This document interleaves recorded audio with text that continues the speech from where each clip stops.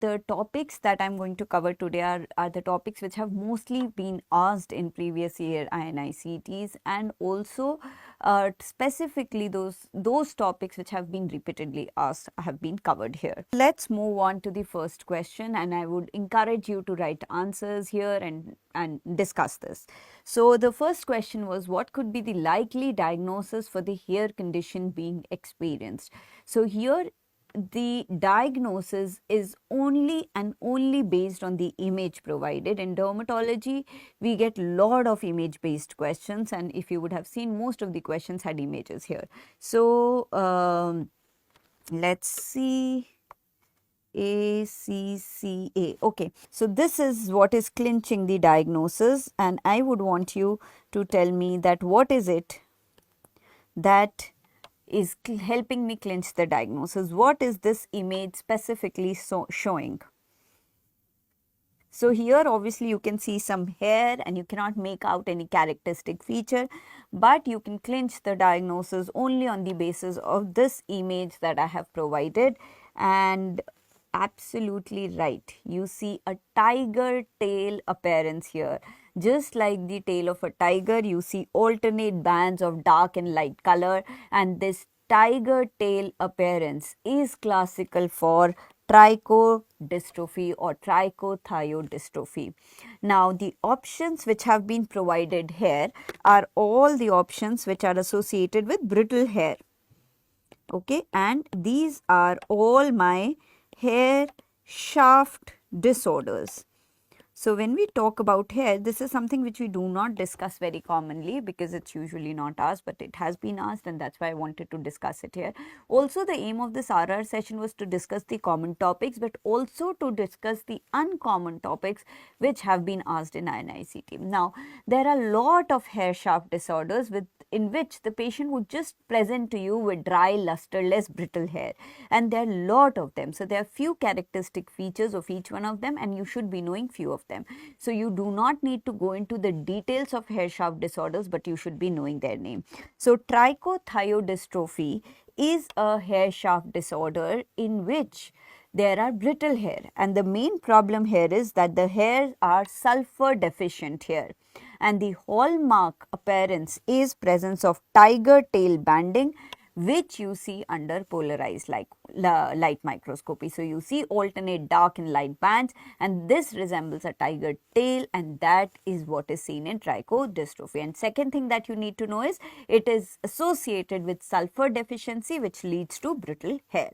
Along with it, patient can have intellectual and developmental disabilities. Now, talking about the other options which were provided. So, what is trichorexis nodosa? Tricho is hair, nodosa is nodes. So, in trichorexis nodosa, patient will again present with brittle lusterless hair, but here when you examine the hair, you see these nodes or breaks, a little thick thing, and at the point of nodes, the hair breaks. So, this is typically how it looks like. And if you look it under polarized microscopy, you see this. So there are nodes or accumulation of hair there, and the hair is typically breaking at that nodes. So nodosa means nodes. So if you see nodes and you see breakage of the hair at the nodes, you know we are talking about trichorexis nodosa. This is what you need to know about it. Another very common hair shaft disorder is monolithics.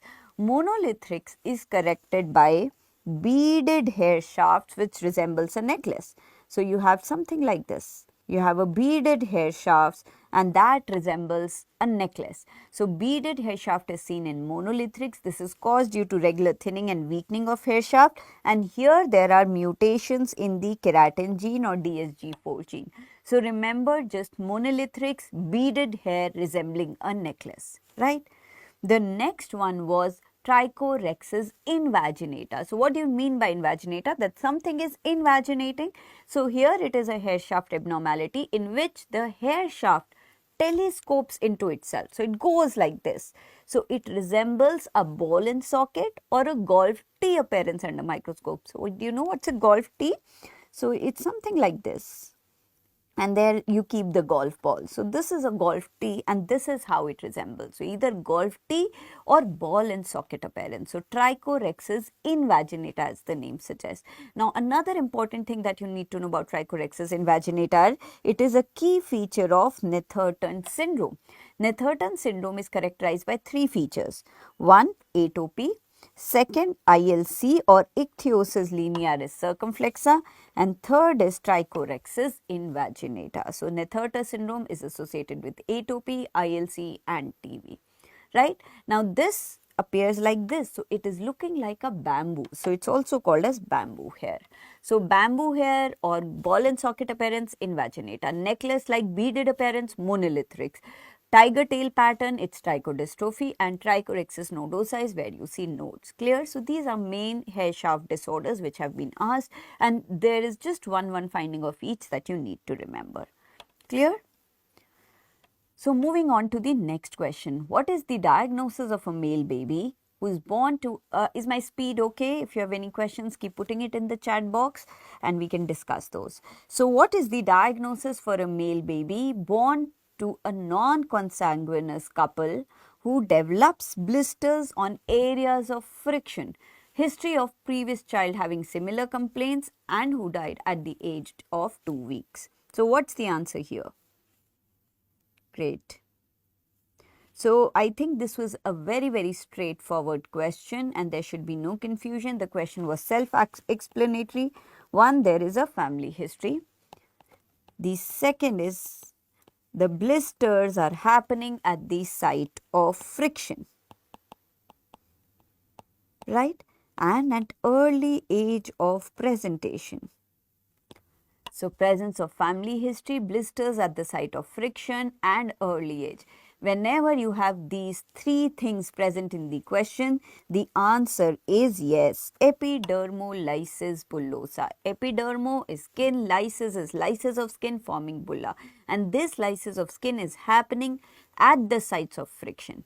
Now, how is it different from my pemphigus group of disorder or other group of disorder? It is a genodermatosis. Here the defect is in the gene. Now, epidermolysis bullosa, before we move on to epidermolysis bullosa, just how do we rule out the other option? What is the characteristic feature of CBDC? There is a linear IgA deposition that you see. It is a type of linear IgA disorder which is seen in children. And the characteristic feature is string of pearls appearance. So, CBDC, you see string of pearls appearance. What is the drug of choice for CBDC? So, it is something like this. You have blisters, but they are present like this in the string of pearls appearance, and this shows linear IgA deposition along the basement membrane zone. And yes, so the drug of choice is Dapsone. So, if you know these three things about CBDC, you are well sorted. Now, why is it not congenital syphilis? So, congenital syphilis, family history, areas of friction, not relevant. In congenital syphilis, what is the characteristic finding that you see? Again, what is the characteristic finding that you see in congenital syphilis? So, you have snuffles here.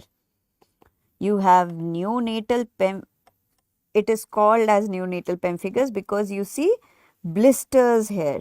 So, you are seeing blisters here, you have snuffles, you have hepatosplenomegaly, you have Hutchinson teeth, Regedes, all these are findings of congenital syphilis. So, it is not related to family history friction. Neonatal pemphigus can happen because of transplacental transfer of maternal antibodies and patient has typical pemphigus-like features, right? So, these are the other DDs which we have ruled out. Now, coming to EB, you should remember that EB is of three types, simplex, junctionalis and dystrophic, and depending on where you have the gene defect. In simplex, the defect is above in the epidermis, KRT 5 and 14 are defective. So, you see a intraepidermal split here. In EB junctionalis, it is the laminin 5 it is defected. So, you see a split as the dermoepidermal junction. Dystrophic goes down. So, collagen 7 is defected, which we know is the lowermost part of the basement membrane zone. So, you see a subepidermal split here. right? So EB can vary in severity. EB dystrophicaన్స్ is the most severe variety of EB and can even lead to death, as happened in this question in the sibling, right? So EB can cause death. Now, how does a patient present? So what is snuffles? Okay, so snuffles is that mucoid discharge that you see from the nose of a child who is suffering from congenital syphilis. And the snuffles or mucoid discharge, nasal discharge, is teeming with spirochetes. So it's highly infectious, right? So that is called as snuffles.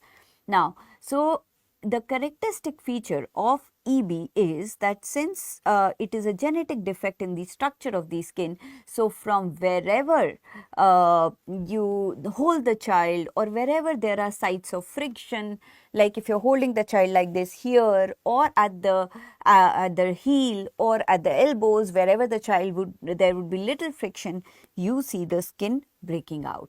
So you see these erosions which are there at the site of friction. So commonly when the mother holds the child at those sites, you will see blistering happening or skin getting loose. Now, depending on what type of EB it is, it can be very deep blisters or it can be superficial blisters.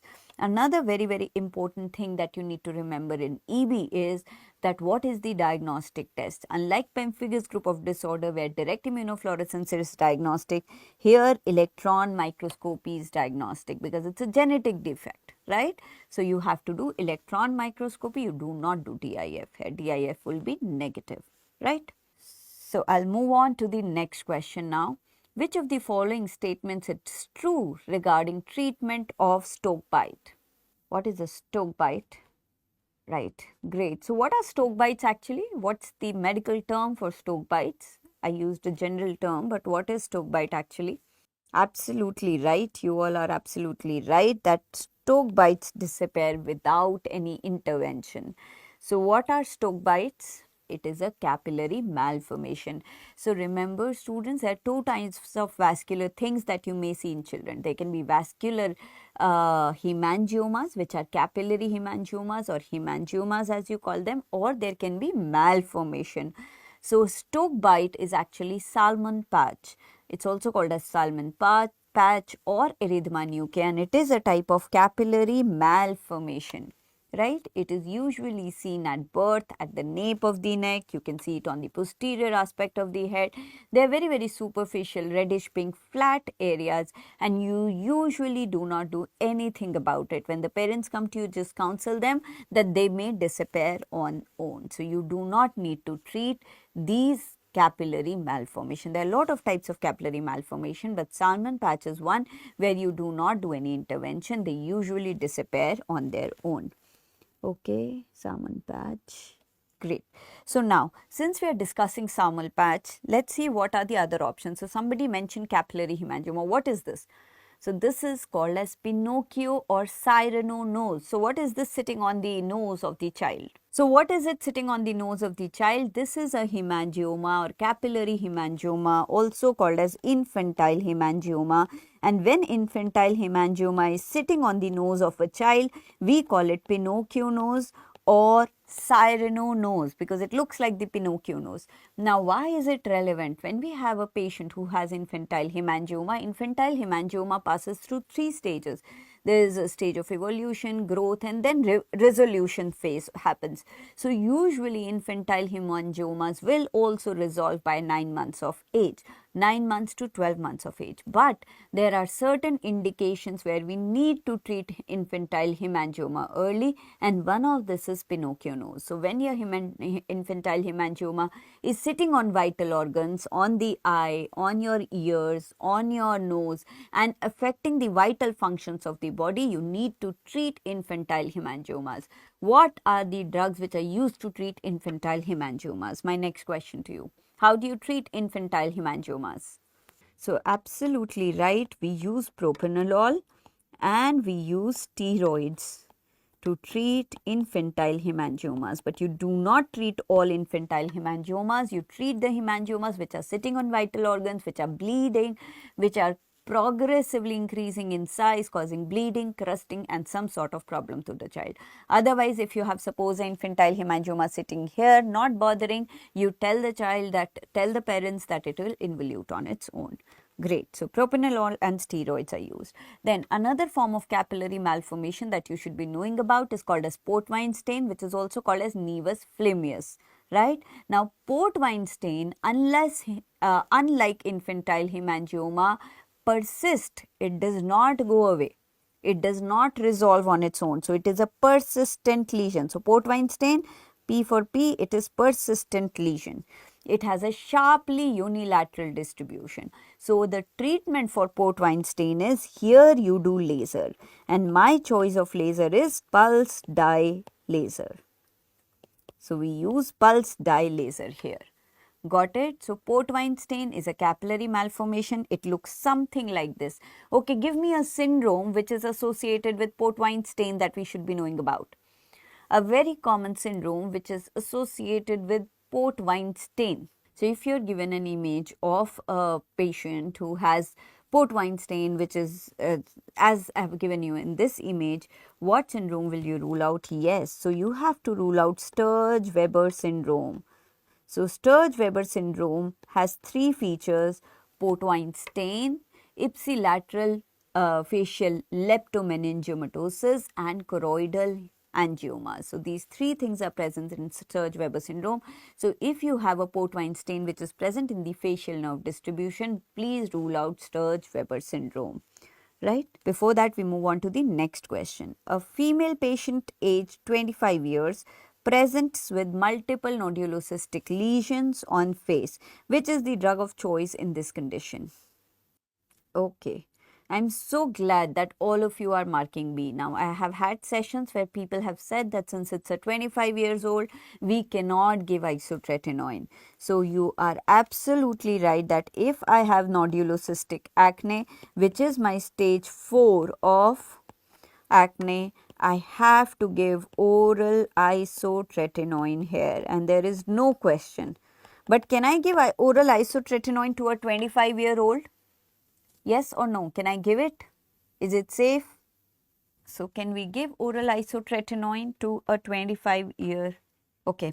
So, I'll quickly discuss this. So, there are 3 stages of acne. Yes. So, one, this is a comedone stage. Here, we use just topical retinoids. The second stage is when you start getting papules and few pustules. Here, you use topical antibiotics. Stage 3 is where you have numerous pustules. Here, you would use oral antibiotics. And stage 4 is nodulocystic acne, and here I will use oral isotretinoin. Right? Now, the common mistake that we make is, since isotretinoin is contraindicated in pregnancy, so when we have a patient who's in the reproductive age group, we may think that isotretinoin cannot be given, but please remember, isotretinoin can be given in a patient who's in the reproductive age group. You have to just rule out that the patient is not pregnant by doing 2 negative UPTs and by counseling for contraception for at least 3 months. So, post withdrawal of isotretinoin, you need a contraception period of 3 months before which you can conceive, right? After which you can conceive. So, oral isotretinoin can be used if you have ruled out pregnancy and if you can ensure contraception during the period of taking isotretinoin and 3 months post that, right? Yeah. So, you are all right about this. So here my answer would be isotretinoin. Now, why can't be isotretinoin be given in, we all know that there are defects, limb defects which are associated with it. We know about side effects of isotretinoin. Now, when do we use hormonal therapy in acne? So, this is also something we should be aware about. So, hormonal therapy in acne is utilized when you see predominantly lower face acne. You see associated hirsutism. You see other features of insulin resistance like acanthosis, nigricans. You have sebaceous hyperplasia or seborrhea that you see. So, patient may have dandruff, patient may have oily skin, and there may be history of menstrual irregularities. So if any of this is given to you in the question, you have to think of marking hormonal treatment as the answer, right? So if any of these features are there, they point towards a possibility of hyperandrogenism. And if a patient has hypoandrogenism, it can happen because of PCOS, because of insulin resistance and other things. So you need to rule out all of that and give hormonal therapy to the patient, right? Now the other option, steroids are never ever utilized for treating acne, neither topical nor oral. Tetracycline group of drugs can be used in both these situations. So you can use topical tetracyclines or oral tetracyclines if the patient is presenting with papules and few pustules, right? So this is the brief summarization of treatment for acne that you do. Now, which of the following will not commonly present as shown in the image below? This was a very easy question that I just wanted to put to give you some time for rest of the questions. So I think I missed a question here. Which hormonal therapy is considered? So the hormonal therapy that needs to be considered will depend on what you get in your lab reports. So you can use various anti-androgenic therapies, you can use OCPs, you can use anti-androgens, you can use metformin.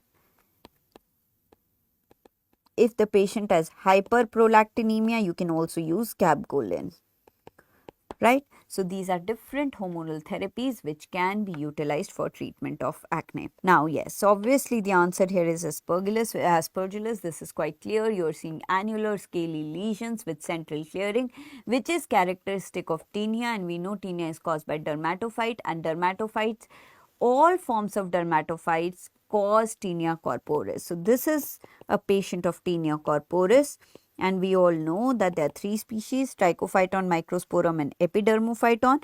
In this, trichophyton is tri, so it affects hair, nail and skin. Tri means hair, nail, skin, all three are affected. Microsporum, you do not see nail being affected, but you see hair and skin being affected. Epidermophyton does not affect hair, but can affect nail and skin. But since it is tinea corporis, all these three species can cause tinea corporis, right? So clear about this? HNS is hair, nail and skin. Okay, right. A patient was treated with steroids for psoriasis. On stopping the treatment, he develops fever, malaise and has lesions as shown in the image below. What is the most probable diagnosis here? So you're right, this is pustular psoriasis. And why is it not the other options? That's more important. So here there have been few hints which have been given. The patient was treated with steroids. Pustular psoriasis is aggravated on steroid or coal tar withdrawal. So if you have a patient who's of psoriasis, stable patient, you give them steroids, you give them coal tar, sometimes withdrawal of coal tar and steroids leads to this kind of psoriasis, which is called as pustular psoriasis. Pustular psoriasis is a kind of severe psoriasis. So erythroderma and pustular psoriasis are considered severe psoriasis because the patient also has associated constitutional symptoms, like in this case fever and malaise. But what is characteristic in this image which is telling me that it is pustular psoriasis and not AGEP? There is a particular clinical finding that we see in pustular psoriasis which is very, very characteristic of pustular psoriasis and not seen in AGEP or in subcorneal pustulosis. Absolutely right, Dr. Meghal. Yes, so here I see lakes of pus. So if you look at this image, you are seeing these lakes of pus here. In contrast, acute generalized xanthematous pustulosis is a drug reaction, and here you see an erythematous background which has numerous pustules on it, but you do not see these lakes of pus appearance. Staphylococcal infection, yes, can happen. A superadded bacterial infection can happen, but this is not the case. What is subcorneal pustulosis? Subcorneal pustulosis is also called as Sneddon-Wilkinson disease. It's a neutrophilic dermatosis. Now, can you tell me the feature of subcorneal pustulosis? A characteristic clinical feature. Anybody? I know it's a little difficult, but let's see. SCPD or subcorneal pustular dermatosis is a type of neutrophilic dermatosis where you also see bullae or pustules. But what is the characteristic feature of SCPD? Yes, so there are sterile pustules in all of this. Sterile pustules are a feature of pustular psoriasis, AJEP, SCPD, all of them have sterile pustules. What do you mean by sterile pustules? That they are not infected. Zoom lakes of pus, please. Acha. I'll show you in the next diagram. First, I wanted to discuss the other options. So, any idea in SCPD, what do you see? You see half moon appearance of pustules. So, you have a pustule which has a collection of pus on the lower side and the upper side is empty. So, this is characteristic of SCPD and this is half moon appearance. So, subcorneal pustular dermatosis. So, in dermatology is so beautiful. It's only based on clinical findings that you can figure out that it is one dermatosis and not the other dermatosis. Right. So, I'll show you the lake of pus. Somebody wanted to see the lake of pus. So, this is the lake of pus. Do you see this? Which is bullous? Dr. Sudeep, what are we talking about? SCPD? So, subcorneal pustular dermatosis, yes, you see pus-filled lesions. I will not call it bulla, they are big pustules and they are sterile pus which is present as a crescent moon-shaped structure, right? So, somebody wanted to see the lake of pus. So, this is a lake of pus. You see this? This is the lake of pus appearance. Now, what is the treatment of choice in pustular psoriasis? Another thing, it's also called as von Jumberg's type of psoriasis. So, given the name, it's a name thing. So, acute generalized pustular psoriasis is triggered by hypocalcemia, triggered by coal tar or steroid withdrawal. Patient has systemic features like fever, malaise and other things. You see lakes of pus. What is the treatment of choice? What is the treatment of choice for pustular psoriasis? Yes. So, the drug of choice is acitretin. So, remember there are two oral retinoids that we are using, isotretinoin and acitretin. Acitretin is for pustular psoriasis, isotretinoin is for acne, right? Good.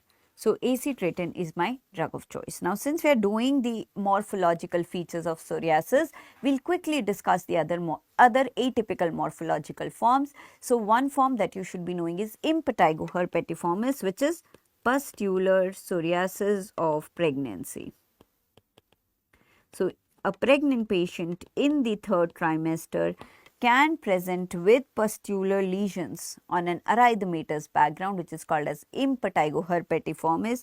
It is a misnomer. Neither it is impetigo, which is a bacterial infection, or neither it is herpetic or related to herpes. This is pustular psoriasis of pregnancy, a question which has been asked, that what is impetigo herpetiformis?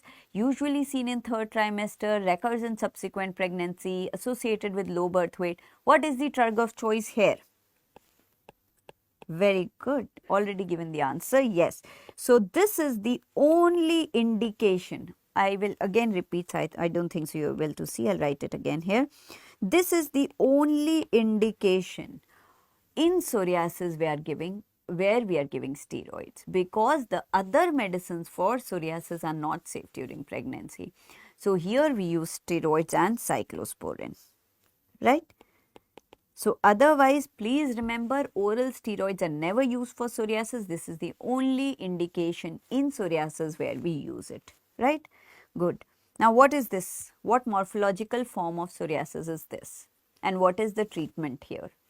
Good. So, this is guttate psoriasis. And what is the treatment here? So, why is it guttate psoriasis? Yeah, very good. So, you all know everything. So, guttate psoriasis, important features seen in children, seen on trunk. The lesions are smaller, the lesions are less scaly, and the typical lesions are raindrop-like on trunk. So, seen in children, smaller lesions, less scaly lesions associated with streptococcal throat infection. So, this is associated with streptococcal throat infection, and the treatment here is giving antibiotics. So different forms, morphological forms of psoriasis have different choices of treatment. So guttate psoriasis, you give antibiotics because it is believed that this happens because of streptococcal overcolonization. Yes, and you're right. In recurrent cases, you can even go for tonsillectomy, right? Because that is the source of streptococcus growing. So you should be knowing about all these morphological forms of psoriasis. Clear? Glomerulonephritis with what? Okay, so I get where you get this question from. So streptococcal infections are associated with post-streptococcal glomerulonephritis. It is a rare, very rare side effect, but yes, you should be knowing it. So even when we talk about impetigo contagiosum or non-bullous impetigo, there also a complication is post-streptococcal glomerulonephritis, right? Leprosy topic is difficult, Tisa. Yeah, we have questions from leprosy, so we'll come to that. Is it okay? Anything in particular that you need to know? Again, post it. So I hope the speed is fine. If you want me, like you've just mentioned leprosy, I can, any other topic that you would want, I'll go into a little detail of that. And if so, leprosy is a very, very vast topic, Dr. Akash. I have given you few questions on leprosy. In case there is a particular thing in leprosy that you're not clear about, do tell me. I'll try to cover that. Now, I gave you this question specifically because I've usually seen that whenever you have an exam, what is prevalent at that time is given. So these days we are seeing a lot of this thing. We are seeing a lot of hand, foot and mouth disease, and that was my reason of giving you this question. So this is a season for hand, foot and mouth disease, and so you might get it in the exam. So you have already answered. What is the causative agent? Presence of painful mouth sores, hand rash and fever in a 5-year-old individual. So this is hand, foot and mouth disease.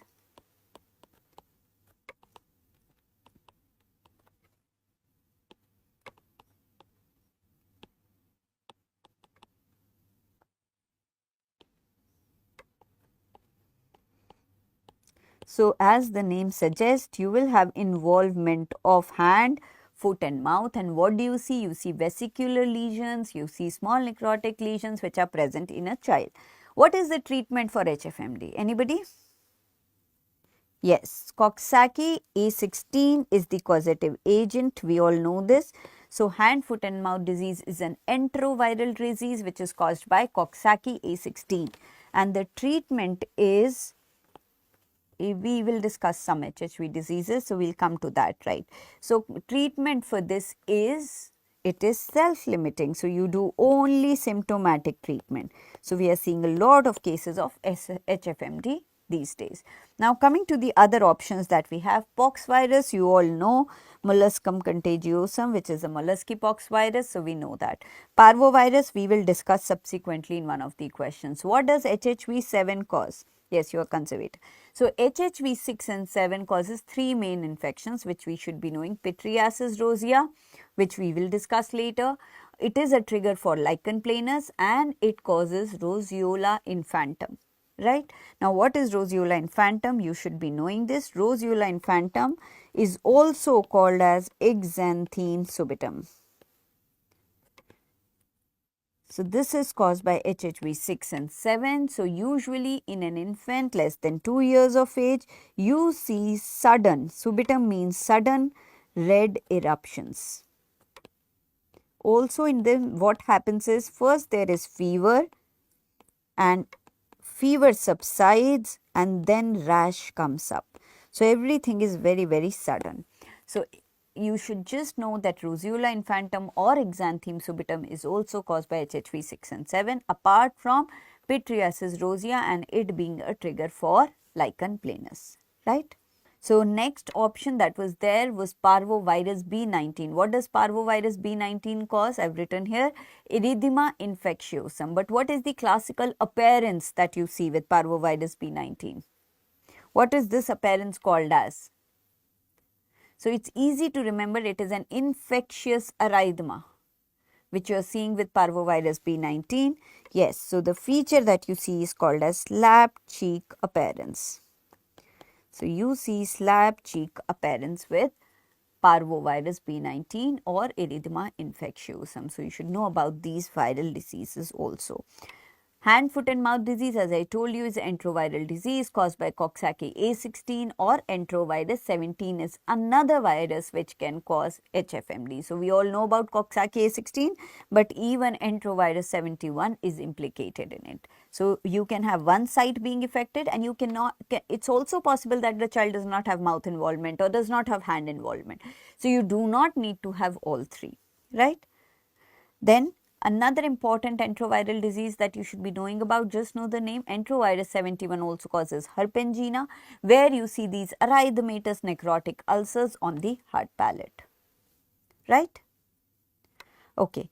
Which specific element present in cement is responsible for causing allergic contact dermatitis in construction workers in India? So, yes, you are right, chromate. Again, contact allergens are very commonly asked. You should be able to differentiate between ACD and ICD. So, quickly summarizing few of the important points, ICD is a non-immunological response, right? So, this is a non-immunological response. For example, you have acid burns, you have alkali burns. So, when the acid falls on you, you immediately react to it. So, it happens with first exposure. It will happen at the site of contact, whereas allergic contact dermatitis is immunological. So, ACD is immunological. So, what do you mean by immunological? That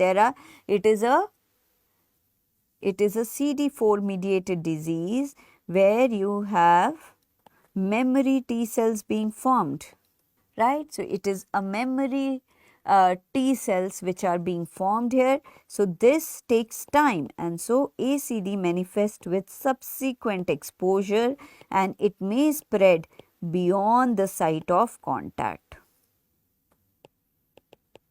Okay.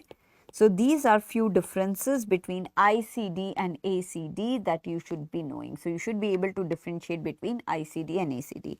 Okay, I will just show you HFMD again. So, hand, foot and mouth disease is an enteroviral disease which typically involves hand, foot and mouth in young children. It is highly contagious, and here you see small erythematous papules and vesicles which are localized on palms, on soles, and even the child may have oral lesions in the form of oral ulcers. It is a self-limiting disease. You do not have to do anything. If the patient has fever, you give Crocin or paracetamol, and if the patient is itchy, you give anti-allergic. Isolation is required because it is highly contagious, right? Is it clear to you now? Anything specific that you need to know after this? You can message on the group. So, this is how you differentiate. Then when we talk about ACDs, these are all type. What type of hypersensitivity reaction is ACD?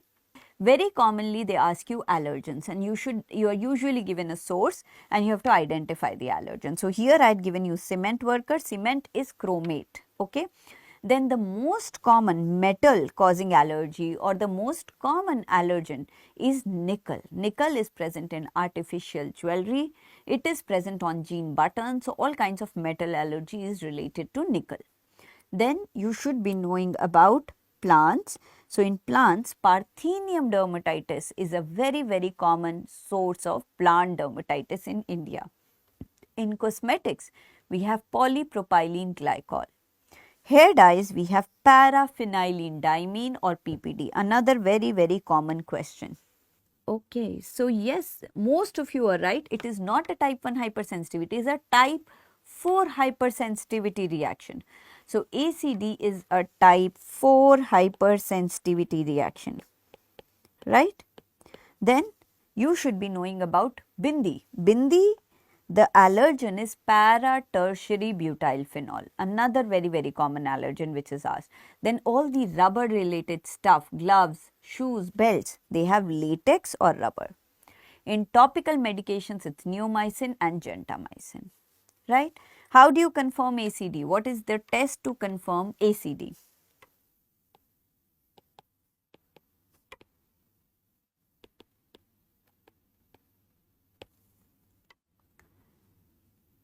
Absolutely right. So we do patch test to confirm. ACD patch test is a mimic of allergic contact dermatitis. So this is also based on type 4 hypersensitivity reaction. You read the patch test, you apply the patch test on the back, and you read it at what time? So you should read it at 48 hours and 96 hours both, because there are some delayed reactors, so you may not get all the allergens if you stop doing patch tests or stop reading the patch test at 48 hours. And if you have to mark one, if suppose you're not given this option and you're given 48 hours and 96 hours separately, please mark 96 hours, because you will be able to see the allergens at 48 hours at 96 hours, but you will not be able to see the allergens which were reacting at 96 hours if you mark 48 hours. Right? So patch test is another common thing which is asked. Yes, day 4 is the ideal time to read my patch test. Okay? Okay. Which cell is not present in the layer marked as D? Great. So no confusion here. It is the Langerhans cell. Again, cells in dermatology, cells in the epidermis are commonly asked. So there are 4 cells that we should be knowing about. They are present in the epidermis: keratinocytes, melanocytes, Merkel cells, and Langerhans cells. So keratinocytes are present in all cell layers. Melanocytes and Merkel cells, both M, are present in stratum basale, and Langerhans cell is present in stratum spinosum. Okay. The second thing that you need to know is their origin. So keratinocytes are derived from ectoderm, melanocytes M is derived from N, Langerhans cell L is derived from mesoderm, right, or bone marrow. Merkel cells can be derived, so it's still not sure, so ectoderm is a better answer than neural crest. Keratinocytes, they comprise 99% of the epidermis. Their main function is maintaining the structural integrity through formation of keratin intermediate filaments. Melanocytes are pigment forming cells. So melanocytes are pigment forming cells, we know that, and they comprise with epidermal cells epidermal melanin unit, which is 1:36. That is, one melanocyte transfers its melanin to 36 keratinocytes around it, right? Now this is the ratio of EMU. Can you tell me that in basal layer, when melanocytes are present, what is the ratio in the basal cell of melanocyte to keratinocyte? So if you are talking about layers of skin, so this is my basal layer. I have melanocyte here, and it is transferring its melanin through 36 keratinocytes surrounding it. But in the basal layer, what is the ratio of melanocyte to keratinocyte? Okay, not getting any answers here. So this is 1:10. Yes, you're right. So don't get confused. This was asked once. So melanocytes are present in the ratio of 1:10 to keratinocytes in the basal layer, but it transfers its melanin through melanosomes to 36 keratinocytes surrounding it, and which is called as EMU. And this EMU is responsible for uniform skin color, right? So what causes changes in skin color? So it is not the melanocyte. Changes in skin color happens because of, no, not 1:8, it is 1:10. It depends on type of melanin, whether the patient has more of eumelanin or pheomelanin, and it also depends on distribution of melanosomes. Okay. So these two things causes changes in skin color. It is not the melanocyte. So melanocyte or EMU is responsible for uniform skin color, distribution and size. Thank you, Dr. Meg. So distribution and size of melanosome and type of melanin, whether it is eumelanin or pheomelanin, will define the skin color. Next, before moving on, what does Langerhans cells do? It is an antigen presenting cells, and you should know that it has Burbeck granules. Right? So, Burbeck granules, it is the antigen presenting cell, it is a dendritic cell, it is present in stratum spinosum. Merkel cell is a slow adapting touch receptor. Slow adapting touch receptor. Right? So, you should know about different features of these cells because they have been asked. Yes, you are right. Langerhans cells stains with CD8 2.208 and also S100. Clear? So, these are different cells in the epidermis and you should know their functions, their origin, their everything. Okay, next question. The following lesion is seen in 25-year-old man who comes to a PHC 5 days after unprotected sexual intercourse. Ulcers were painful, suppurative inguinal lymphadenopathy, no history of drug allergy. Now, the question is not what is the diagnosis, question is which kit you will use. So, what's the diagnosis here? Wonderful. What is the diagnosis here? I don't think so, it's difficult. So, you all may be knowing it. So, this is chancroid, right? Now, why have I given you a question of genital ulcer disease? Because one of the genital ulcers is usually asked. Don't confuse it with chancre, and yes, you all are right, it is caused by Haemophilus ducreyi. So, quickly I will discuss the STD ulcers and quickly tell you all the important points regarding all the STD ulcers. So, this is chancroid caused by, as you told me, H. ducreyi or Haemophilus ducreyi, a bacterial infection. As mentioned in the question, the lesions are painful, they are multiple, they have a soft base as compared to chancre, which is single, painless, hard base. So, there is soft base. So, that means there is no induration. Along with it, you can see lymphadenopathy, which can be unilateral or bilateral. Okay. Now, this is caused by H. ducreyi. What do? You do a gram stain here. And what do you see in gram stain? So, sometimes they give you a question like this, and instead of the kit, they ask you what do you see on microscopic examination. So, with ulcers, you need to know all the features. Yes, you are right, Dr. Akash, they can bleed on touch. But to stop you here, if there is an ulcer which is bleeding on touch, what is the one ulcer that you should think of? Out of the 5 ulcers that we have to know about, which is one ulcer which has a characteristic feature of bleeding on touch? So, I'll get back to that question once I receive your answers. Yes, not LGV, it is donovenosis. So, when we specifically say the ulcer is granulomatous, it bleeds on touch, you have to think about donovenosis. Okay, LGV, you hardly see any ulcer, right? So, bleeding on touch is a feature of donovenosis. However, chancroid can also bleed on touch, right? Now, so gram stain, when you do, you see railroad track appearance, railroad track or school of fish appearance.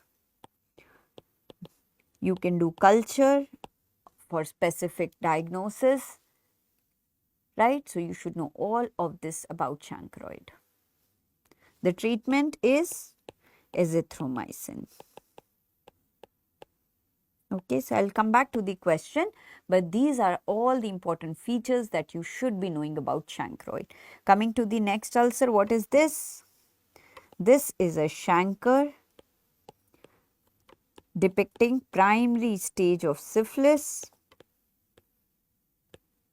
caused by Treponema pallidum. Treponema pallidum does not stain. So, we do a fluorescent microscopy, and what you see? You see these slender wavy fluorescent organisms here. So, what do? You do dark ground, sorry, I said fluorescent microscopy, my bad. We do dark ground microscopy, and here you see these wavy slender fluorescent organism. You all know the features of chancre. So, chancre is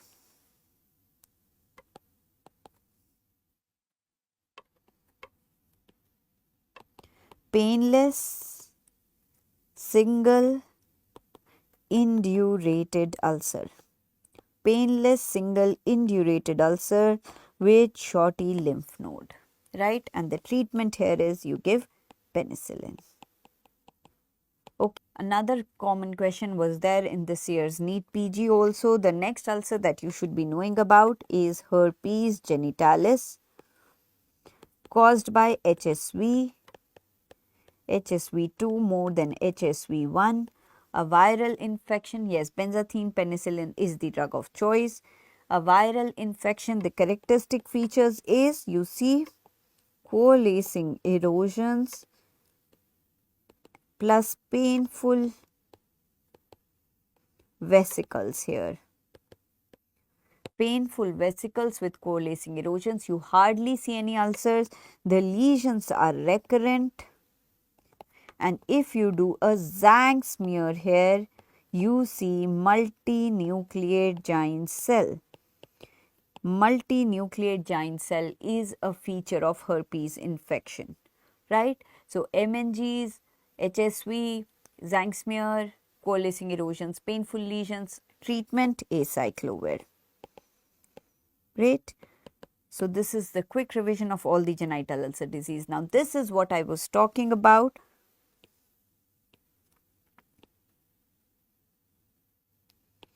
So, this is donovenosis. Donovenosis is caused by Klebsiella granulomatis. So, here I have a beefy looking granulomatous ulcer. Beefy granulomatous ulcer. Since it is granulomatous, it bleeds easily on touch. It is painless, remember. So, only painful ulcers that we have are chancroid and herpes. So, it bleeds easily on touch, it is granulomatous and beefy red. This is the characteristic feature of donovenosis. What kind of lymph node do we have here in donovenosis? Quickly, you see a safety pin appearance. What kind of lymphadenopathy do we have in donovenosis? So, you are right. So, there is no lymphadenopathy here. Please remember this. We have pseudobubos. What are pseudobubos? Sometimes ulcers of donovenosis can be seen over lymph node. So, there is no lymph node involvement here. What we have is pseudobubos here. Clear? So, this is donovenosis. Next, we have, what is this? We have LGV or lymphogranuloma venereum caused by chlamydia. The characteristic feature is you do not see an ulcer here because ulcer is the primary stage which is very transient, very inconspicuous. So, you do not see an ulcer here. What you actually, the patient presents to you with is suppurative lymphadenopathy, which is painful, which is multilocular. So, multilocular painful lymphadenopathy, and you are absolutely right. You see these groove sign because of involvement of both inguinal and femoral lymph node. This Popot's ligament becomes taut, leading to groove sign. Good. So, you have all of this sorted. Yes, in females as a tertiary stage you may see estheomene, and in males you see saxophone penis. These are all tertiary stages of LGV. So, primary stage is an inconspicuous ulcer, secondary stage is suppurative painful multilocular lymph nodes, and the third stage is when you have that lymphatic obstruction leading to saxophone penis in males, and in females you see estheomene. Clear? So, these are all important features of genital ulcer disease, and this is what we have already discussed. Another important thing, incubation period is also important. With syphilis it is 9 to 90 days, LGV is around a month. Short incubation period is seen with chancroid and herpes.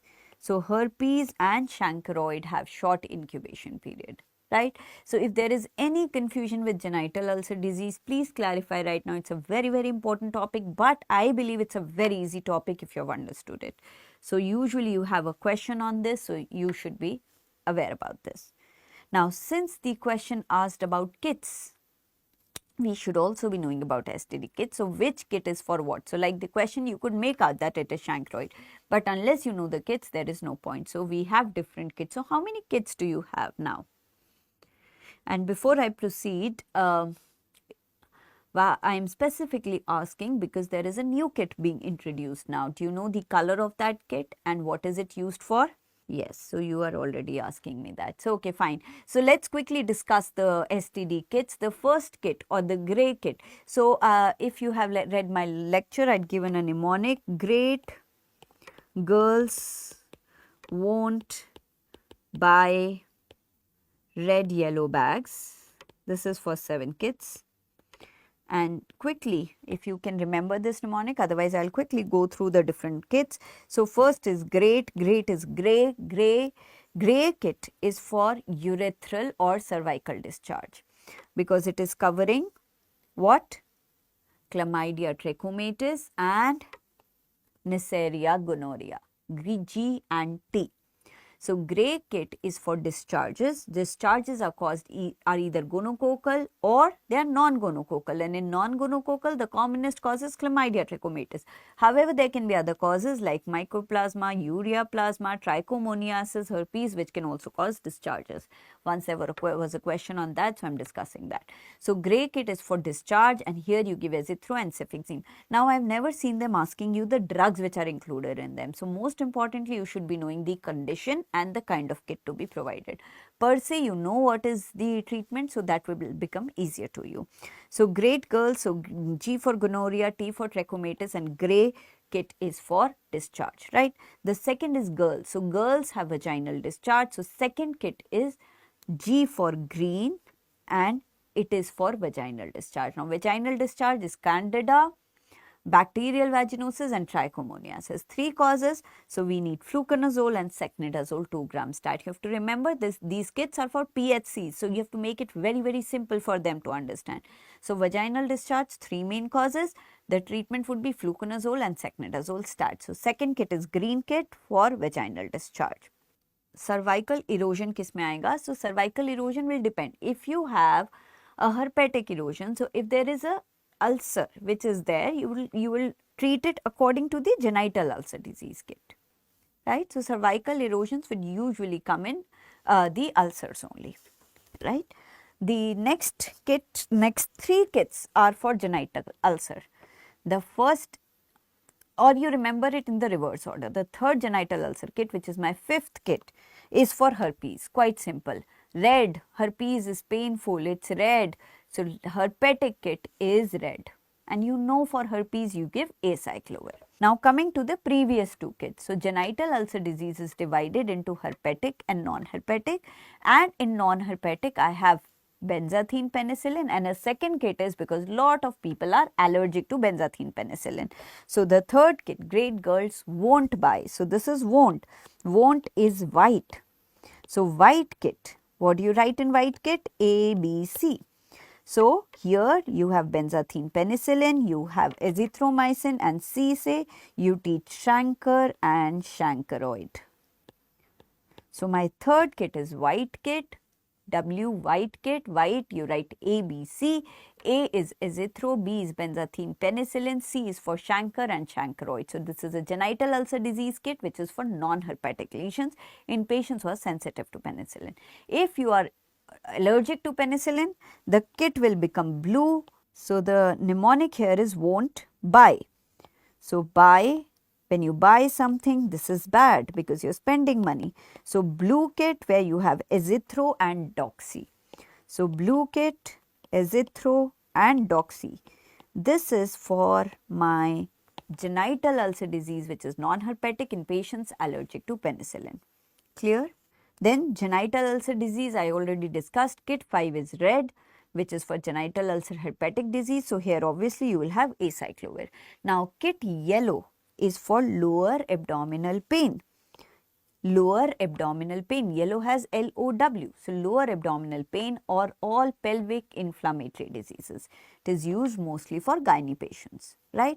Now, black kit is also kit 6. Remember, there are two kit 6. The first is yellow for females and second is black for inguinal buboes. Here you are using doxycycline and azithromycin. So, this is mainly for my LGV, right. So, LGV we use doxycycline azithromycin or kit 6, which is black. Clear? So, great girls won't buy red yellow bags. Okay.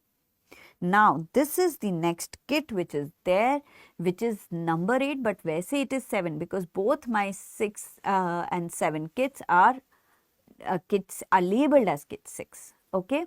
Now, this is kit 8 which is brown. This is for anorectal discharge syndrome. So, if it's not visible, I'll write it here. So, it is anorectal discharge syndrome.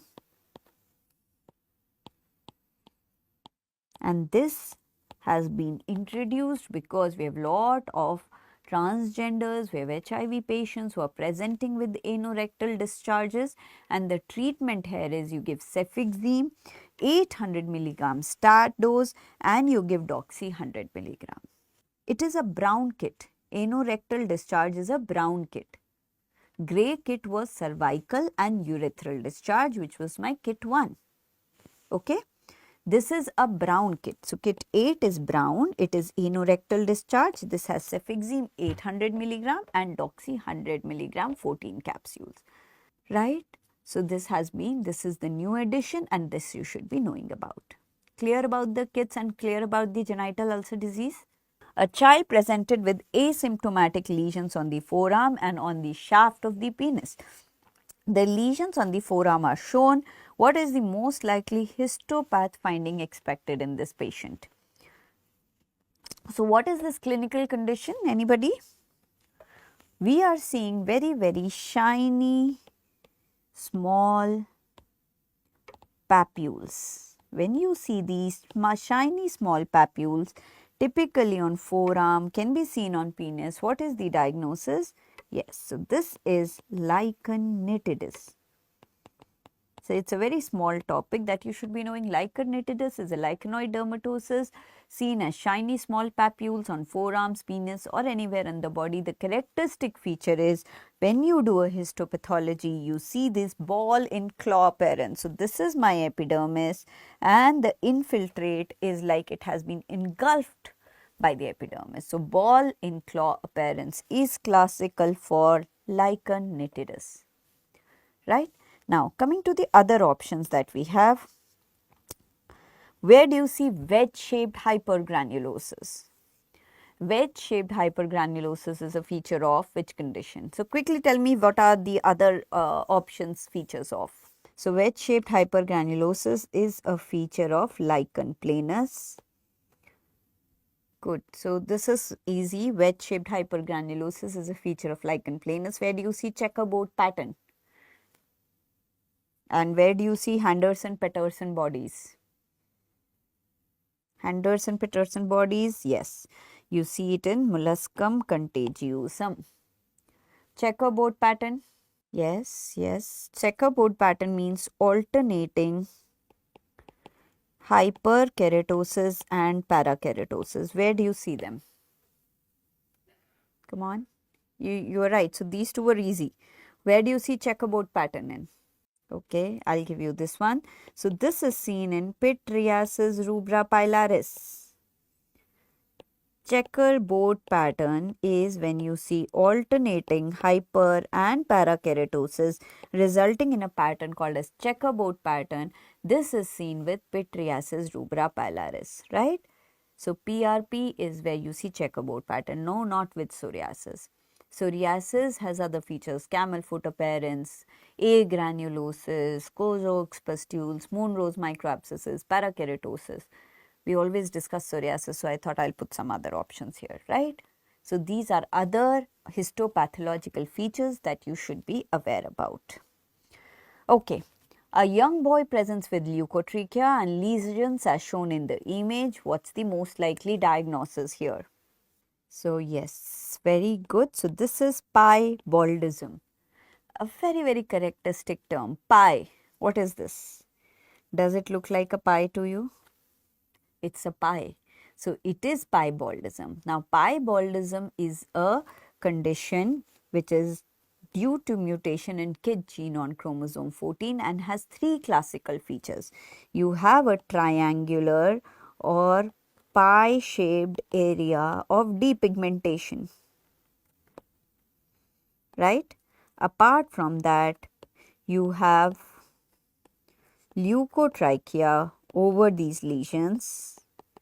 And the third and important finding is these islets of hyperpigmentation that you see. So, these three features are very classical of piebaldism. So, you have this triangular patch of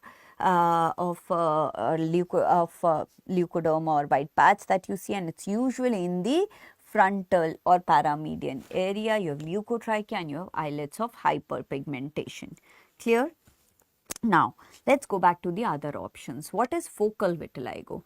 Now, vitiligo is classified into different types. Focal vitiligo is a single or one or two lesions of vitiligo which is localized to any particular site. It can be on arms, it can be on trunk, it can be on face. So, when a vitiligo is localized and has one or two lesions, we call it focal vitiligo. What does segmental vitiligo denotes? Segmental vitiligo is present along a segment. So, this is a type of vitiligo through which we could explain neurogenic hypothesis. Segmental vitiligo is also something which comes very commonly in the exam. So, here you see that it is present along a segment. It has a neurogenic hypothesis. They say that some nerves were in that segment released certain mediators which destroyed my pigment, and that led to segmental vitiligo. Then another important thing about segmental vitiligo, you usually see it in early childhood. It is usually a stable kind of vitiligo. You would not see it increasing a lot, and it does not respond to medical treatment. So, recently also there was a question in which you have to differentiate between nevus depigmentosus and segmental vitiligo. Now, coming to nevus depigmentosus. So, nevus depigmentosus is a type of nevus which typically presents more with hypopigmentation rather than depigmentation, right? So, there is hypopigmentation and it is absolutely stable. It does not increase, right? The third important point is if you do a Woods lamp, it will show milky white appearance in segmental vitiligo, whereas in nevus depigmentosus there will be only slight accentuation of hypopigmentation. Okay, so when you do a Woods lamp, segmental vitiligo being a vitiligo lesion, complete loss of pigment will show milky white fluorescence, whereas nevus depigmentosus will just show a slight accentuation. Clear? So, these are the differences between different forms and you should be clear about it, right? Is piebaldism clear? So, this is not focal vitiligo. Why do I say leukotrichia can be seen in vitiligo also? Please remember, leukotrichia is presence of white hair. It can be seen with vitiligo also, okay? But here it was a characteristic pie-shaped lesions with leukotrichia with islets of hyperpigmentation. A forest officer develops the lesion as shown in the image, which is not a differential to consider. So, what is this image? I just want you to tell me that what does this image denotes? Okay, so nevus anemicus. Okay, I'll go back then, Dr. Sudeep. So, what is nevus anemicus? I will discuss it. Nevus anemicus is a pharmacological nevus. What do I mean by pharmacological nevus? Here, my capillaries are hyper responsive to catecholamines. Okay, so what happens is because of hyper responsiveness to the catecholamines, there is vasoconstriction that happens. Now, if there is a vasoconstriction, what does vasodilatation will lead to erythema? Vasoconstriction leads to blanching effect. So, because of localized hyperresponsiveness of capillaries to catecholamines, there is a vasoconstriction locally. which leads to blanching effect, and that is what is called as nevus anemicus. Clear? Now, how do I differentiate nevus anemicus with nevus depigmentosus? I do dioscopy. What is dioscopy? I take a glass slide and press it on my skin. Now, what happens in nevus anemicus? There was already vasoconstriction which was giving the blanching effect. If I now press the slide, the pressing of slide will push all the blood outside, further creating vasoconstriction. So, my nevus anemicus will disappear. There will be a complete blanching of the area when I press the slide. Whereas what will happen to nevus depigmentosus? It is a developmental defect. There will be no change. It will stay as it is. So, dioscopy helps me differentiate between nevus anemicus and depigmentosus, and this is what nevus anemicus is. Clear? So, I hope that is clear now. Good, till then I got all the answers. So, you are all right. This is an eschar. What is an eschar? When you see this necrotic lesion surrounded by erythema, this is called as eschar. Now, give me answer to this. Which of these is not a differential for eschar formation or eschar formation, as someone would like to call it? No, it is not white like vitiligo. Nevus anemicus and nevus depigmentosus, they are not white like vitiligo, they are hypopigmented. So, nevus depigmentosus is actually misnomer. You do not see depigmented lesions there, you see hypopigmented lesions. Okay? Great. Okay, yes. Coming back. So, here the answer is Kaya-Nusur forest disease. So, though there is a forest officer and KFD has forest in it, the differential which you will not consider is KFD, because KFD is not a differential for eschar formation. So, what are the differentials for eschar formation? Eschar stares on you. It is looking like this. It is fairy. So, the mnemonic is stare. Scrub typhus, tularemia, anthrax, rickettsiosis and ecthyma gangrenosum, and even a recluse spider bite can present with a necrotic lesion. So, that will also come in the differential. KFD will not come in the differential of eschar formation. Okay. So, please remember these differentials for eschar, because a lot of time they give you some question related to this. So, remember it with the mnemonic stare. Okay. Now, what is KFSD? It's a tick-borne viral disease, primarily affects humans and monkeys, transmitted through bite of infected ticks. This is characterized by fever, headache, muscle pain, and the skin lesions are usually not very characteristic. Another option which was there was scrub typhus. Scrub typhus is a bacterial infection caused by Orentia sutsgumashi bacterium, transmitted by infected sugars. Okay, and this can also present with fever, headache, rash and an eschar formation at the site of trigger bite. Clear? So, you should know the differentials of eschar formation. Okay, next question. A 10-year-old boy has weaknesses in his proximal limbs and a rash over the eyelids. Biopsy shows inflammation of the muscle. What criteria would you use to diagnose this condition? So, I think it's quite clear that this is a case of dermatomyositis.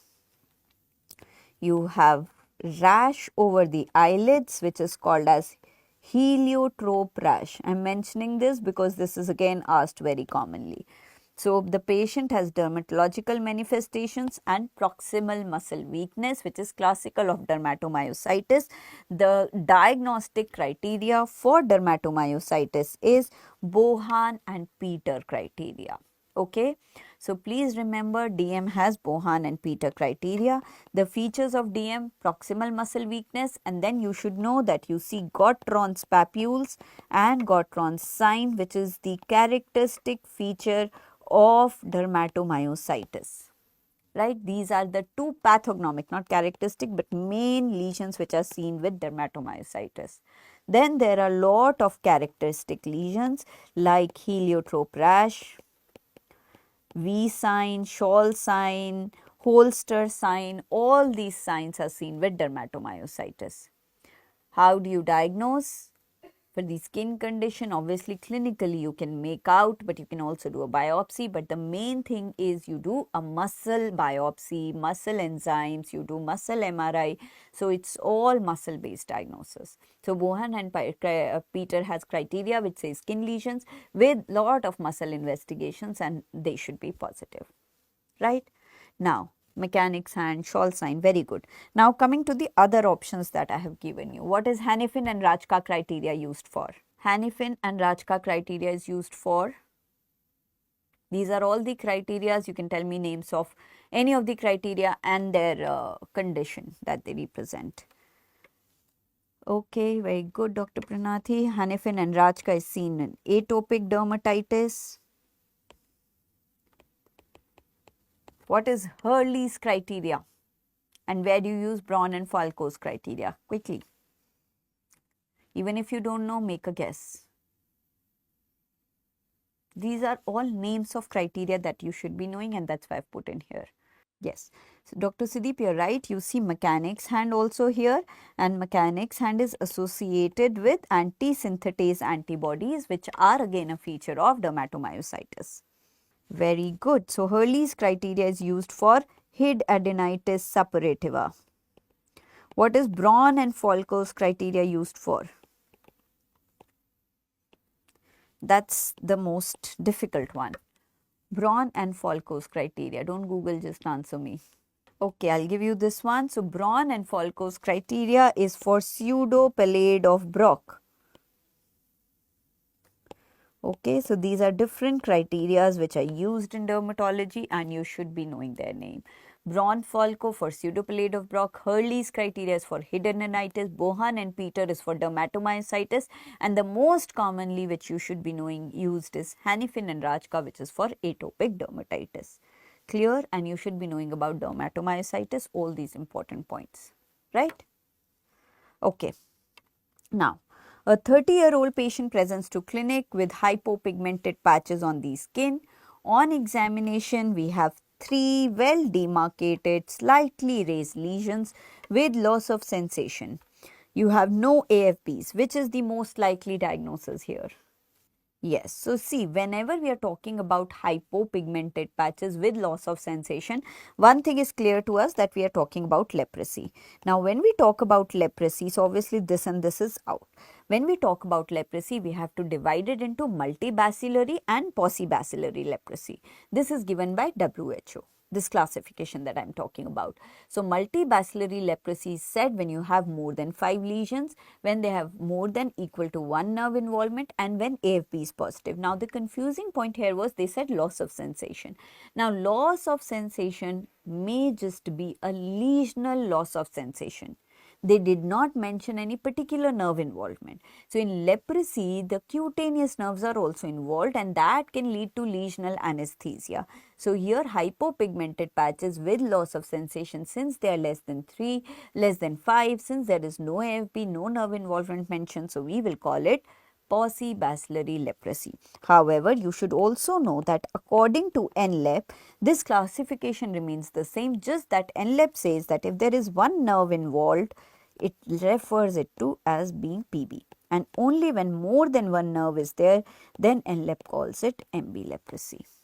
So, in exam, good question, they should not confuse you first of all, but NLEP is the Indian classification. So, I think we should follow NLEP if it comes into your exam.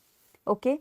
Now, since you wanted me to discuss this topic in detail, so classification is one is this that you should be knowing, and the second classification is Ridley-Jopling classification. Now, Ridley-Jopling classification, I am quickly covering the important topics in leprosy. If you want me to do something else, you can tell me. It is the most scientific classification because it is covering all the aspect, clinical aspect, histopathological aspect, immunological aspect also. Now, when we talk about leprosy, we are broadly dividing into 2 poles, tuberculoid and lepromatous, which is very, very easy to understand. Now, so first important points, tuberculoid leprosy is a pole of leprosy where you have CD4 positive cell, you have high immunity. Now, you have to remember that in leprosy, it is the T cell mediated immunity which is important. Antibodies are not protective against leprosy. Got it? So, tuberculoid pole has CD4 or T cell mediated immunity, whereas lepromatous pole has CD8 positivity. So, here antibodies are being formed. These antibodies are not protective. So, this is a low immunity leprosy. Got it? Now, so since in tuberculoid pole you have high immunity, so when a bacillus invades you, what will happen? It will form a lesion, but my immune system will try to control it. So, you will have less number of lesions. Lesions will be more demarcated because my immune system will control it. But if the bacilli has come and caused leprosy, it will at least cause a lesional damage on that area. The immune system has contained the virus, so it is less number of lesions, well demarcated, but there will be good amount of lesional anesthesia because bacilli is acting locally and destroying the nerves over there. So, less number of lesions but well demarcated, and there will be lesional anesthesia. Now, since again it is affected that particular area, it will destroy the glands of that particular area, leading to dry lesions. Got it? Okay, I am coming back to that. So, if you understand this broadly, you will be able to understand. Now, all this will be reversed in lepromatous leprosy. Number of lesions will be more, they will be less well demarcated, they will be small lesions. You would not see lesional anesthesia, you would see shiny lesions. Clear? So, all this thing will be opposite here. Now, what happens to the nerves here? In lepromatous leprosy, you see glove and stocking anesthesia, because there is diffuse infiltration of nerve by the virus. But in tuberculoid, suppose there is a nerve which is being infiltrated, again my immune system will try to contain that. So, there is so much of immune system which comes into play that immune system as a bystander effect destroys the nerve. To destroy the bacteria, there is so much of immune cells that come into picture that the nerve is also destroyed. So, there is more chances of seeing nerve abscesses here and one nerve involvement here. Got it? So, this is broadly about tuberculoid and lepromatous leprosy. So, this is how we classify leprosy. Okay, I do not have space here, I will utilize the space then. So, now you talk to me about spectrum. So, TT, BT, BB, BL and LL.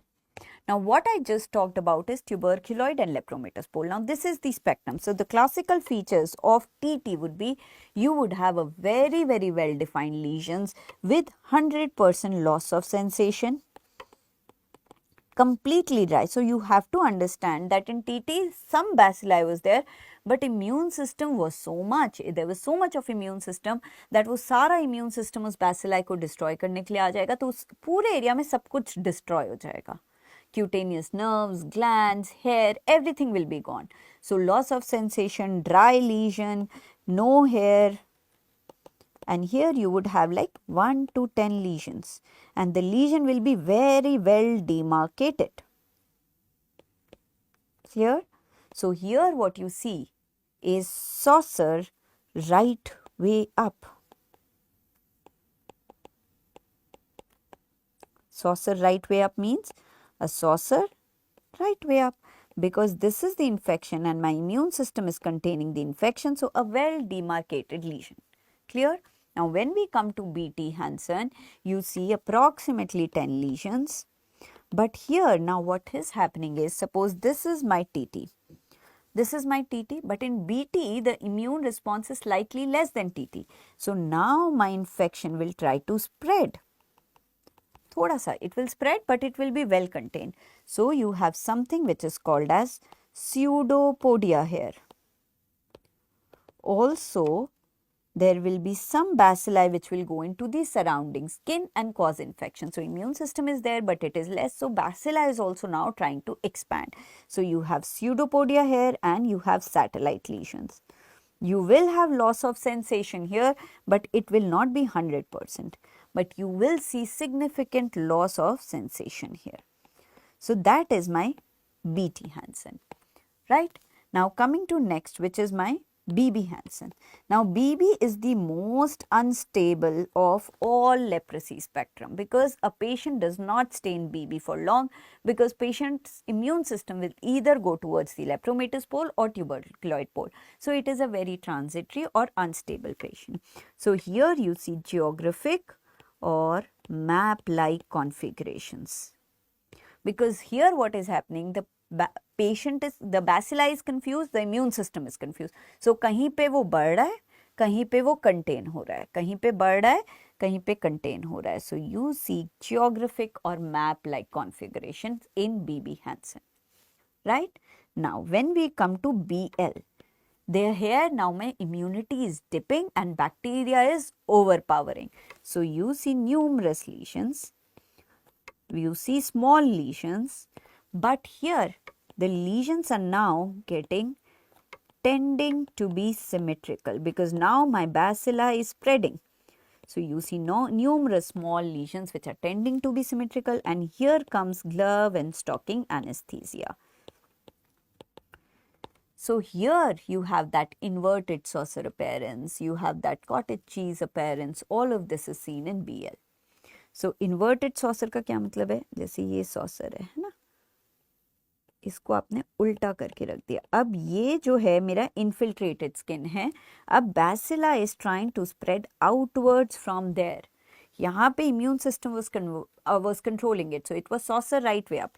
Here it is inverted saucer appearance that you see, right? Then last is LL. LL you would see numerous symmetrical lesions. You will see glove and stocking anesthesia.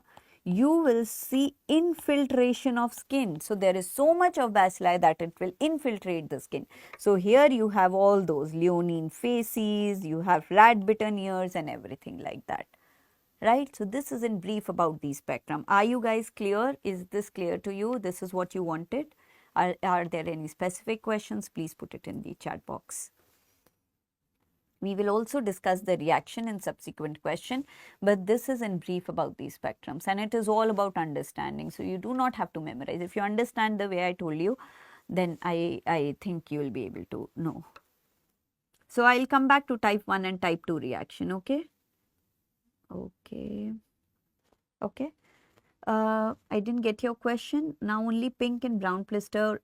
Oh, you're talking about the treatment of leprosy. You're right. Now we use only pink and brown blisters. Why is that so? So the new treatment regimen says, like earlier what we used to do, we used to have a PB pack and an MB pack. But now there is a concept of uniform MDT. So you use the same pack, which is the MB pack.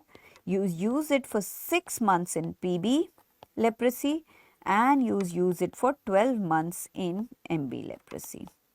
So yes, you are right, nowadays we are using the pink or brown blister packs, okay, which was the pack which had originally for multibacillary leprosy. Now we use uniform MDT, okay. Okay, so we will discuss the treatment in a while, okay, in the subsequent leprosy questions that we have. Now, slab cheek appearance is associated with which of the following? We already discussed that slab cheek is parvovirus B19, and we all know that parvovirus B19 can cause a lot of associated diseases. So this was an indirect question. You should know slab cheek is erythema infectiosum. It is caused by parvovirus B19. What else is parvovirus B19 associated with? It is associated with pure red cell aplasias. So parvovirus B19 is associated with fifth disease or erythema infectiosum. It can cause arthropathy, it can cause aplastic crisis, it can cause anemia, it can also cause hydrops fetalis and congenital anemia, right? So there are a lot of indirect questions that they ask in INI-CET, and this was one of them. Okay, this is one of my favorite topics, but I'm sure you all know about it. If you would want me to go about in detail, I'll do that.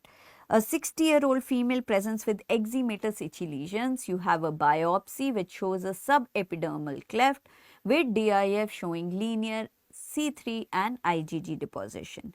What is the diagnosis here? So you are all right. So bullous pemphigoid. Now important pointers here: eczematous itchy lesions, subepidermal cleft, linear deposition along the basement membrane zone. So you know few things about immunobullous disorder. DIF is diagnostic first of all.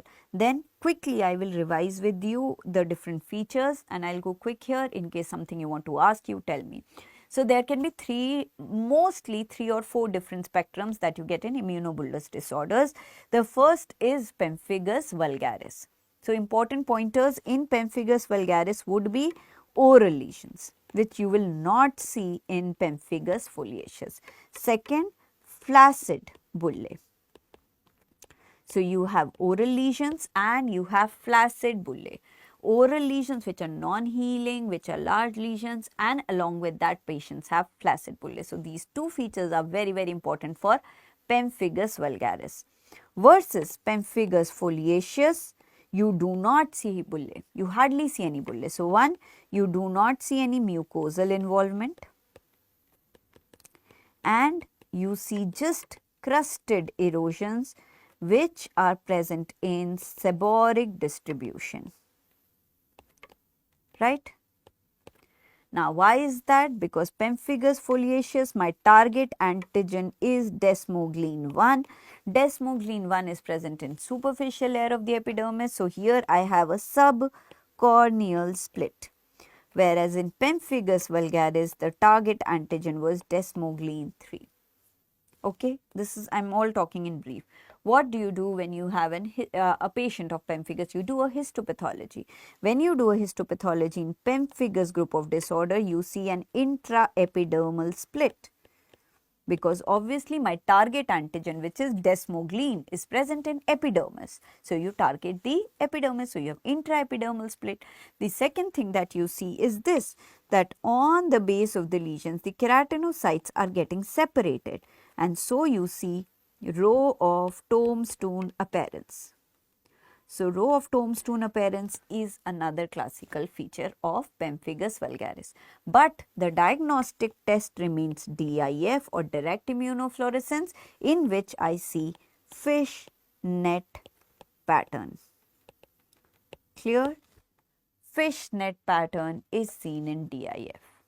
All these are features of pemphigus vulgaris and foliaceus. So how do you differentiate? Target antigen, where is the split, where are the bullae, you all know this, right? Now, coming to the next set of question which comes in this disorder, which is bullous pemphigoid or pemphigoid group of disorders. These are all subepidermal disorders. In pemphigus group, the target antigen was in the epidermis. Now the target antigen is in basement membrane zone or below the epidermis. So these group of disorders are pemphigoid group of disorder. Major differences: it is seen in older age group. Here my bullae are more tense. They were flaccid, here they are tense.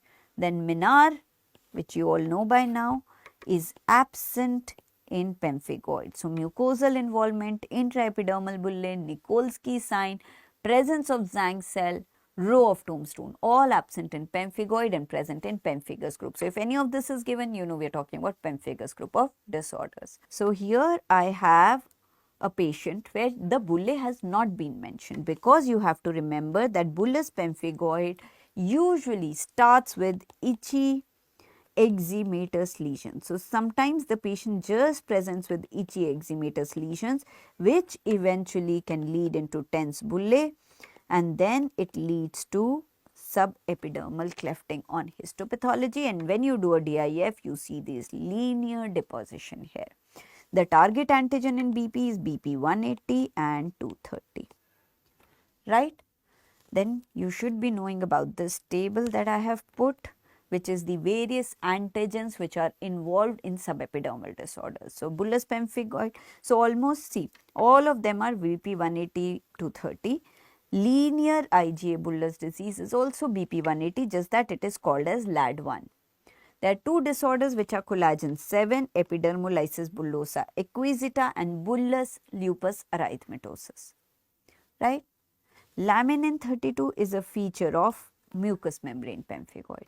And last but a very important disorder which is categorized under subepidermal disorder, but you do not see any bulla here, is dermatitis herpetiformis, where the target is target antigen is epidermal transglutaminase. Right here, you do not see any bulla, you see itchy lesions on the extensors, patient is gluten sensitive, and the treatment is dapsone and avoid gluten. Clear? So this is in very brief about different immunobullous disorder. The second, another important question that they ask you is the order. They give you antigens or they give you disorders and they ask you कि ऊपर से नीचे कैसे होते हैं disorders. So remember this mnemonic. First we pray, then can eat. First is foliaceous, V is vulgaris, prey is bullous pemphigoid, then can eat, C for cicatricial, and in the end, since EB and bullous SLE are related to collagen 7, they will be in the end. So you should remember this, and they ask you this question a lot of times. Right? So this was in brief about various questions which are asked for immunobullous disorders. Okay, so what's the answer here? A 24-year-old male presents with asymptomatic scaly lesions over the body as shown in the image. What's the likely diagnosis here? Okay, and what is the classical lesion that you see here? Why do you say it is pityriasis rosea? You all said it's pityriasis rosea, but what is the classical lesion that you're seeing here? So, when I was discussing HHV 6 and 7, I told you that it causes a lichen planus aggravation. It is associated with pityriasis rosea and it causes roseola infantum. So, here we are talking about pityriasis rosea. This is again a very common question. The virus which is implicated is HHV 6 and 7. Patient usually give a history of preceded by URI or GI tract infection. The classical features of pityriasis rosea are remembered by the mnemonic HRCT, where from H you have HHV, you have herald patch here, and you have hanging curtain sign. R means resolution. It resolutes on its own without requiring any treatment. C is, you see Christmas tree pattern. On the back, the lesions are along the lines of cleavage, giving a Christmas tree pattern. So, because of cleavage lines. And you see collarette of scales. What is collarette of scales? You have a lesion here. The scales are forming a collar on the inner edge of the lesion, right?